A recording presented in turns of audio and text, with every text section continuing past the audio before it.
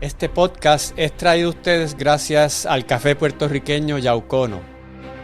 Por el gustito yo lo sé, Yaucono es el mejor café.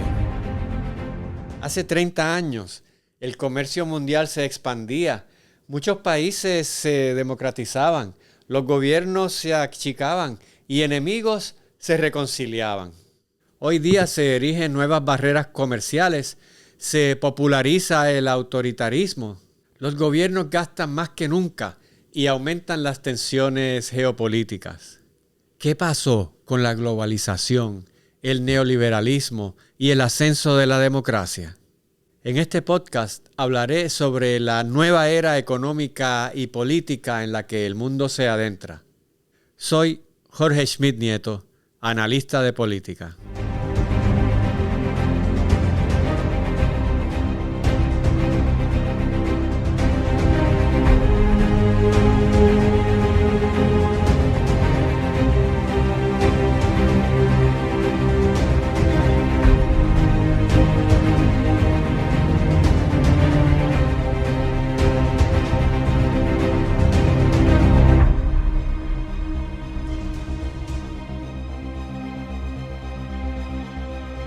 La segunda década del siglo XXI trajo consigo cambios importantes.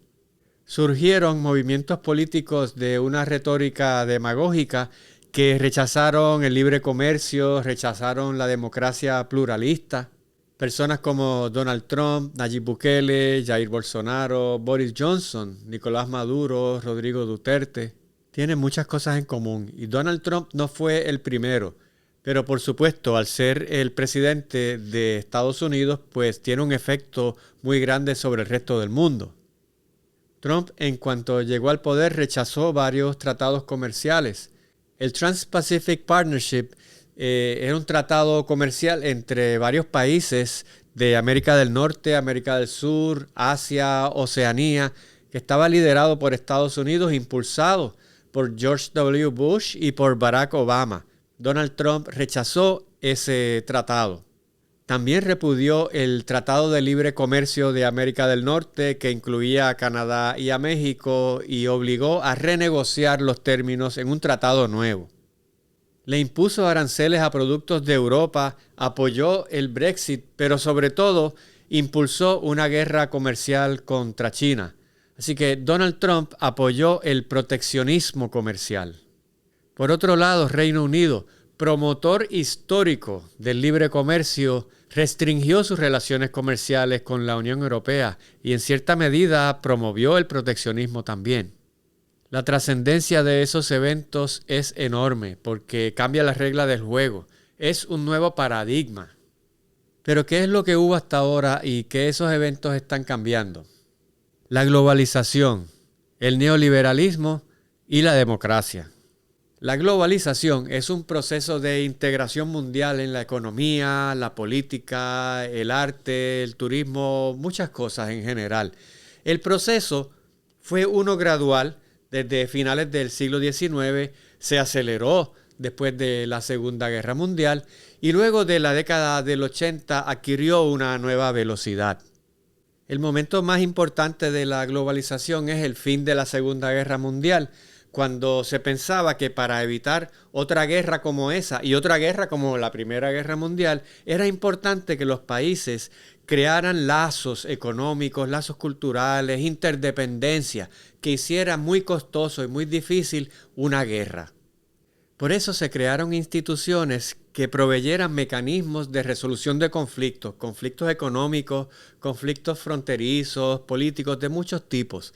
Por eso se creó la Organización de Naciones Unidas y muchas de las organizaciones que están bajo el manto de la propia ONU, como la UNESCO, como la FAO, que provee comida, como la misma Organización Mundial de la Salud. Y todos esos organismos están diseñados para que los conflictos entre los países se diriman por la negociación y no por la violencia. También se crearon otros organismos para lidiar con conflictos financieros, como el Fondo Monetario Internacional. Se creó también el Banco Mundial para ayudar en el desarrollo y evitar las desigualdades tan grandes que pueden también proveer conflictos. Se creó también para esa época lo que ahora es la Organización Mundial del Comercio. Tenía otro nombre, era el General Agreement on Trades and Tariffs, pero es una organización diseñada para dirimir conflictos económicos, particularmente comerciales. Hubo una gran expansión del comercio mundial luego de la guerra. Claro, un poco limitado por el proteccionismo de países en desarrollo, países que estaban industrializándose, algunos se acababan de independizar, que querían crear industrias nacionales y pensaban que había que protegerlas de la competencia de las poderosas empresas multinacionales. México, por ejemplo, ni siquiera era miembro del General Agreement on Trades and Tariffs, así de proteccionista era. Pero en 1982 hubo un gran cambio. Cayeron en quiebra muchos países de América Latina. Ya para 1989-90 también habían caído en quiebra muchos países de Europa Oriental. El proteccionismo cayó en desgracia. Eso es lo que tenían todos esos países en común y comenzaron a bajar aceleradamente los aranceles en esos países. Se firmaron en el mundo más tratados de libre comercio en la década de 1990 que en la historia de la humanidad completa. Se rompieron los muros económicos, cayeron las barreras políticas, el muro de Berlín cayó y en Europa Oriental perdió la pelea el comunismo. Los países que habían sido comunistas adoptaron rápidamente la democracia representativa occidental. Parecía que China, Cuba, Vietnam les seguirían. Para mucha gente parecía ser el fin de la historia de las ideas. Se popularizó la idea de que las crisis económicas y políticas de la década del 80 eran producto de la exagerada participación del gobierno en la economía y en la sociedad. Y surgió el neoliberalismo o nuevo liberalismo, el liberalismo nuevo, que tenía entre sus posturas la privatización de empresas, la reducción de gastos del gobierno, la desregulación de los mercados y la reducción de derechos laborales, entre otras cosas. Pero si este es el nuevo liberalismo, ¿cuál era entonces el viejo liberalismo? Ese liberalismo que imperó en gran parte del mundo hasta la década del 1930. Es la visión original del capitalismo que tan magistralmente teorizó Adam Smith, que observó estos procesos pasando frente a sus ojos y creó una teoría que defendió y explicó los procesos del capitalismo. El liberalismo viejo está basado en la teoría de Adam Smith, que observó el capitalismo emergiendo, lo teorizó y creó esta obra magistral, La riqueza de las naciones. Allí Smith hablaba de que el motor para crear prosperidad en una sociedad era el interés individual.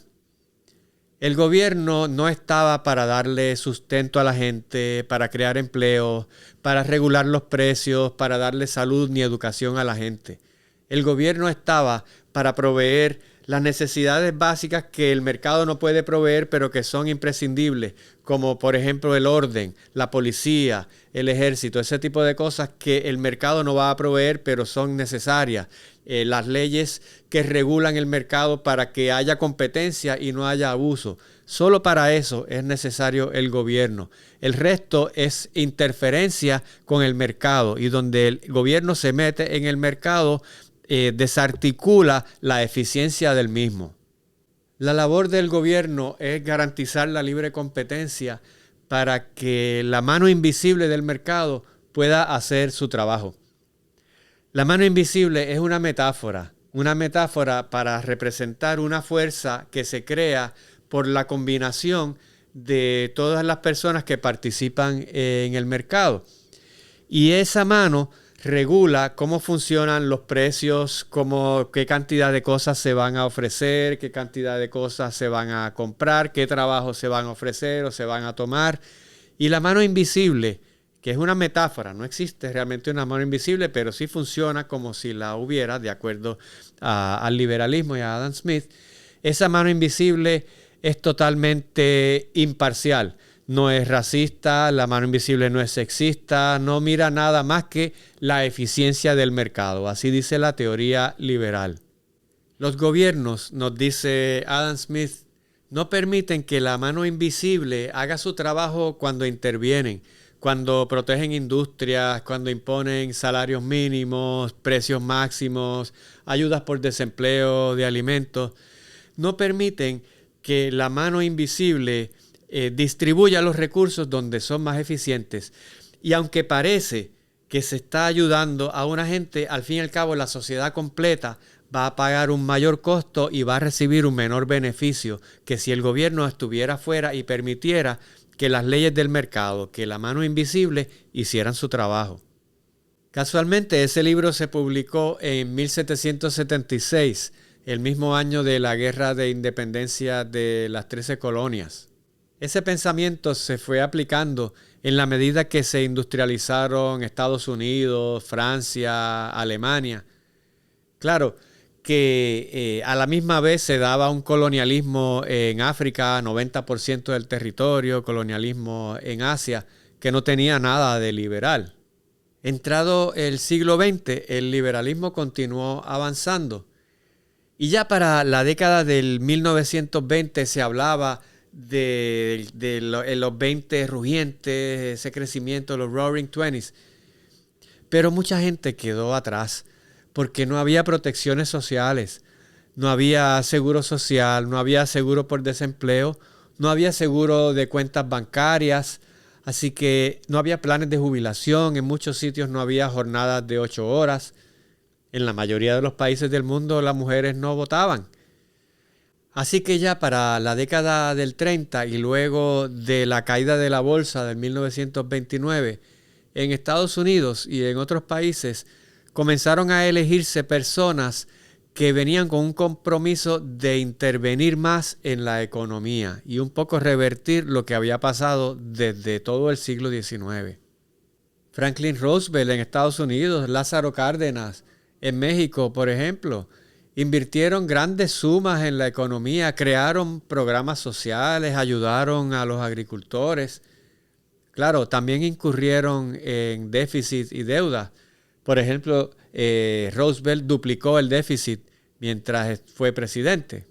La teoría era que la mano invisible tenía imperfecciones y el gobierno tenía que intervenir para corregirlas. Y por eso le inyectaban grandes sumas de dinero en momentos de pobreza, en momentos que había recesión.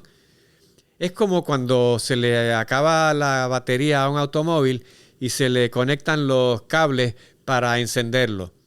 Eso es lo que hacía el gobierno con la economía, encenderla de nuevo. Sin embargo, la tentación ha sido dejarle los cables puestos más allá de lo saludable. Y eso pues ha sucedido en muchos países y han terminado con grandes deudas y grandes déficits. En esta época, Reino Unido, raíz del liberalismo, se crearon muchas empresas del gobierno, se creó un sistema de salud universal. En Estados Unidos se creó el seguro social, seguros por desempleo, seguros de los bancos. Se gastó mucho dinero en programas de asistencia, de creación de carreteras, de agricultura, parques nacionales. Y eso continuó en la década de 1950 con el presidente Dwight Eisenhower y sus gastos públicos en las autopistas. Continuó con Lyndon Johnson y todos sus gastos contra la pobreza y en la guerra de Vietnam, inclusive hasta el presidente Carter hasta el 1980. Algunos países no lo hicieron. No, esto no es que lo hicieran todo el mundo. Alemania, por ejemplo, no lo hizo. Durante muchos años y hasta la década de 1980 en América Latina, en África, muchos gobiernos subsidiaron sectores de la economía, crearon empresas públicas, protegían a sus empresas nacionales, controlaban salarios y también incurrieron en grandes deudas. Por su parte, el mundo comunista se reafirmaba hasta finales de los 80 en la intervención del Estado en prácticamente la totalidad de la vida de los ciudadanos, empleo, comida, vivienda, etc.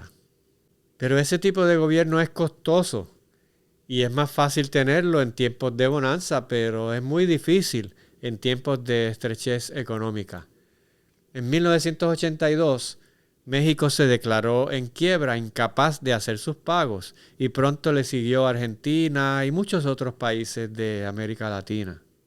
No tenían para pagar la deuda ni para sostener esos altos niveles de gasto, muchos de los cuales se habían financiado con deuda. Para pagar la deuda, tuvieron que privatizar, reducir gastos, eliminar programas sociales. Era un poco regresar al viejo liberalismo del siglo XIX, adaptado al siglo XX. También debían exportar más para obtener dólares con que pagar la deuda.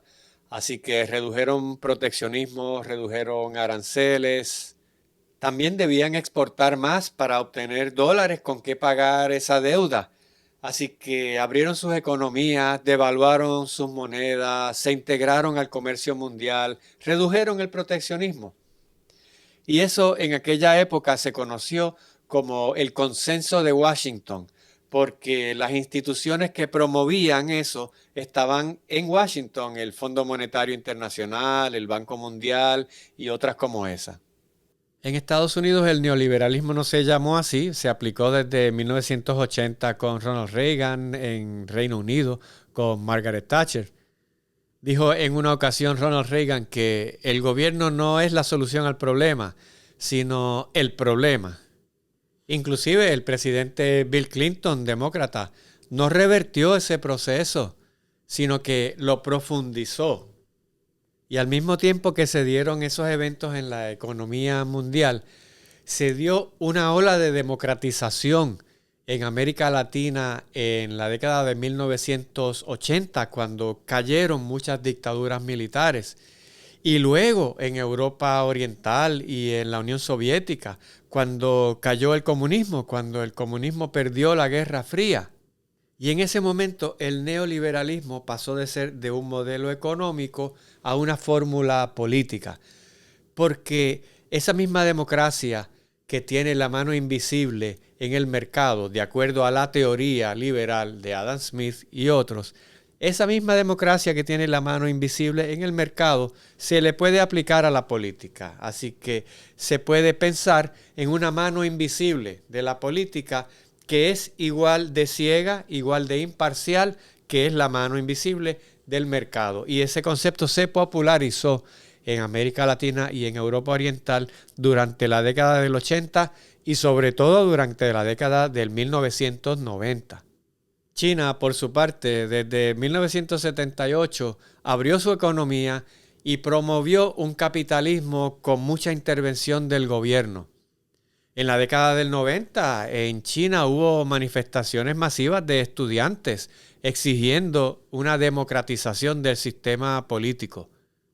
Parecía, para citar las palabras del artículo de Fukuyama, parecía el fin de la historia. El capitalismo y la democracia parecían haber triunfado. Se generó mucha expectativa. En algunos países hubo un crecimiento económico acelerado. Llegó a hablarse de crecimiento milagroso del Producto Interno Bruto en algunos casos. Se creó mucha riqueza, pero se distribuyó mal. Hacia finales del siglo XX, la globalización, el neoliberalismo, la democracia comenzaron a manifestar sus limitaciones. La dependencia que tenían los países en desarrollo sobre las decisiones de los países industrializados no había terminado. Por otro lado, el neoliberalismo no acabó con la pobreza. Hacia finales del siglo XX, algunas democracias emergentes en Rusia, Europa Oriental, Asia Central, retrocedieron en el desarrollo de sus instituciones. Aún así, el neoliberalismo mantuvo su predominio como modelo ideal, aún después del reto de países como Venezuela, Ecuador, Bolivia. Siguió manteniéndose como el sistema predominante. Por su parte, a principios del siglo XXI, Estados Unidos mantuvo su cruzada de, según ellos, promover la democracia bajo el liderato de George W. Bush, el liderato de Barack Obama. La elección de Barack Obama le dio la ilusión al mundo de que se estaban superando las barreras raciales en la política. La elección de Barack Obama le dio la ilusión al mundo de que se comenzaban a superar las barreras raciales. Sin embargo, a partir de la segunda década del siglo XXI, eso comenzó a cambiar. Reino Unido votó en 2016 para separarse de la Unión Europea, el Brexit. Donald Trump, en cuanto fue electo, se declaró en contra del libre comercio. Donald Trump revocó o renegoció muchos acuerdos de comercio que tenía Estados Unidos. Dijo en una ocasión que las guerras comerciales son buenas y fáciles de ganar. Esa actitud, proveniendo del presidente de Estados Unidos, promovió un clima de proteccionismo a nivel mundial. Se generó una guerra comercial entre Estados Unidos y China, Estados Unidos y la Unión Europea, el Reino Unido, y así en otros contextos. En el año 2019, el presidente mexicano Andrés Manuel López Obrador declaró que pretendía acabar con el neoliberalismo. Así que desde muchas perspectivas y en muchos países se estaban dando procesos muy parecidos. Por otro lado, aumentaron las regulaciones a la industria financiera a raíz de la crisis hipotecaria del 2008 y a raíz de los escándalos de los paraísos fiscales. Por otro lado, más recientemente, la pandemia del COVID-19 obligó a los gobiernos a intervenir activamente en la economía y a intervenir activamente en la vida de los ciudadanos. Hicieron todo lo opuesto al neoliberalismo. Gastaron excesivamente, intervinieron en el mercado, no dejaron que la mano invisible resolviera el problema. El presidente Joe Biden promueve los gastos masivos en pagos directos a individuos, educación, vivienda, salud. Todo eso es anti-neoliberal. Pero Joe Biden también ha hablado a favor de los sindicatos, a favor de mejorar la legislación laboral. Eso también es revertir las condiciones del neoliberalismo. Y la pandemia tendrá efectos a largo plazo en ese sentido porque mucha gente querrá que su gobierno intervenga activamente cuando haya otra crisis, que puede ser la pandemia o puede ser otra cosa. Es decir, esa visión de que el gobierno es responsable y tiene que intervenir llegó para quedarse por lo menos un tiempo. Por otro lado, la democracia ha adquirido ribetes autoritarios en muchos países. En Venezuela, los procesos institucionales se utilizaron para burlar la voluntad popular, pero dar la impresión de que había sido producto de procesos democráticos. En Estados Unidos, Donald Trump aprovechó y aceleró la polarización política para tomar decisiones por encima de sus prerrogativas presidenciales, para reducir derechos y para despreciar el Estado de Derecho. En Brasil, Jair Bolsonaro llegó a la presidencia con un discurso divisivo y aprovechó su popularidad para revertir derechos adquiridos. Promovió un discurso de odio contra la izquierda, de hecho limitando el pluralismo político en el país. Uno de los elementos del autoritarismo actual es el ataque a la prensa. Se desprecia y se ataca a los medios que critican al presidente, pero se alaba a aquellos medios que lo favorecen. De hecho, en muchos lugares la prensa está muy polarizada. En Estados Unidos es muy claro. La prensa pro-Trump y la prensa anti-Trump están marcadas hasta por los canales de televisión. ¿Y por qué tanta gente sigue esta visión de mundo? Es que muchas personas se decepcionaron con la democracia. El neoliberalismo, la democracia dejó atrás a muchas personas. Y este discurso autoritario les hace creer que el culpable es la democracia misma. Erosiona la credibilidad de las instituciones democráticas. La culpa de la pobreza de mucha gente, de acuerdo a este discurso, No es su falta de empresarismo, su poca educación o la explotación capitalista, no. De acuerdo a este discurso, la causa de eso es la democracia, las instituciones democráticas, la liberalización, el respeto a los derechos humanos que, por ejemplo, permite la entrada masiva de indocumentados, de inmigrantes que, de acuerdo a esta visión, van a ocupar los lugares de empleo. Se le echa también la culpa a la democracia por ser demasiado liberal, por las aperturas económicas, por los tratados de libre comercio, que desde esta perspectiva se llevaron los empleos a México o a otros lugares. Se desvirtúa la causa real de los problemas materiales de mucha gente y se simplifica en que el problema es la democracia, son las instituciones democráticas y se pierde la confianza en que esas instituciones puedan resolver los problemas sociales y políticos. El desprecio a las instituciones democráticas de parte de Trump llegó a su máxima expresión el 6 de enero del 2021, cuando él fomentó y apoyó la insurrección, luego subestimó los efectos de ese día, pero no lo hizo solo él. El liderato de su partido también ha continuado subestimando la importancia de ese día y tratando de evitar que se investigue y que se lleve a consecuencias los culpables. Claro que esa erosión democrática se venía dando en Estados Unidos desde que se politizó el Tribunal Supremo, cuando en el último año de la presidencia de Barack Obama se abrió una vacante en el Tribunal Supremo y el Senado republicano rehusó considerar esa nominación. Por eso fue que Donald Trump pudo nombrar a 3 jueces al Tribunal Supremo. Por eso es que el Tribunal Supremo está tan desbalanceado. 6 conservadores a 3 liberales. Eso no representa la voluntad popular del electorado estadounidense.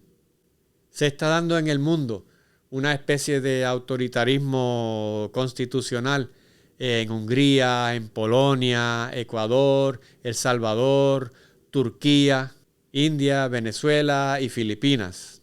Y es un fenómeno mundial. Estos líderes autoritarios se alían, se imitan, se felicitan y se apoyan. Así que en el siglo XXI se están dando 3 tendencias que parecen haber llegado para quedarse. Una, el estancamiento de la globalización. 2, la reversión parcial del Estado neoliberal. Y 3, la inserción de prácticas autoritarias en muchas democracias. ¿Y cuáles son las consecuencias de que acabe la globalización, acabe el neoliberalismo y aparezca el autoritarismo?